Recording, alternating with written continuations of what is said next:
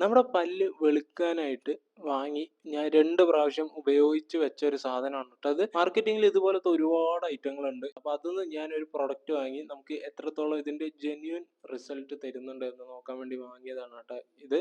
അപ്പൊ നമ്മളിവിടെ ടെസ്റ്റ് ചെയ്യാൻ വേണ്ടി എടുത്തിരിക്കുന്നത് ബാംബോ ചാർക്കോൾ എന്നൊരു പൗഡറാണ് ട്ടോ.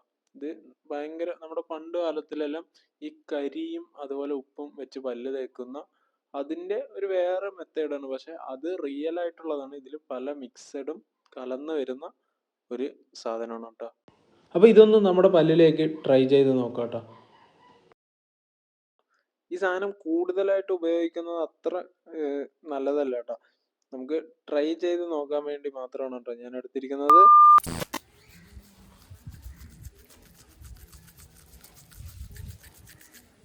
ഈ ചാർക്കോൾ പൗഡർ കണ്ടിന്യൂസ് ആയിട്ട് ഒരിക്കലും ഉപയോഗിക്കരുത് ട്ടോ.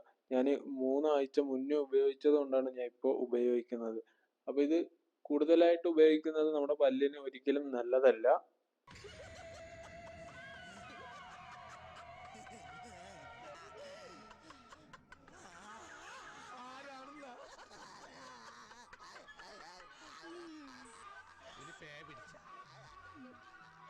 ഏകദേശം ഒരു 5 മിനിറ്റ് നല്ല രീതിക്ക് മുകളിലും താഴോട്ടായിട്ട് ബ്രഷ് ചെയ്തെടുക്കുക. 5 minutes later.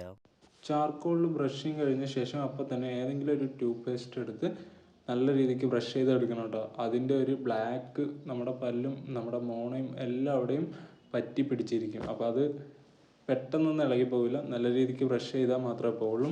പിന്നെ ഇത് ഏകദേശം ഒരു മാസത്തിൽ മിനിമം ഒരു 3 അല്ലെങ്കിൽ 2 തവണ മാത്രം ഉപയോഗിച്ചാൽ മതി കേട്ടോ. ഇതാണ് നമ്മുടെ ഫൈനൽ റിസൾട്ട്. വലിയ മാറ്റം ഇല്ലെങ്കിലും ചെറുതായിട്ട്.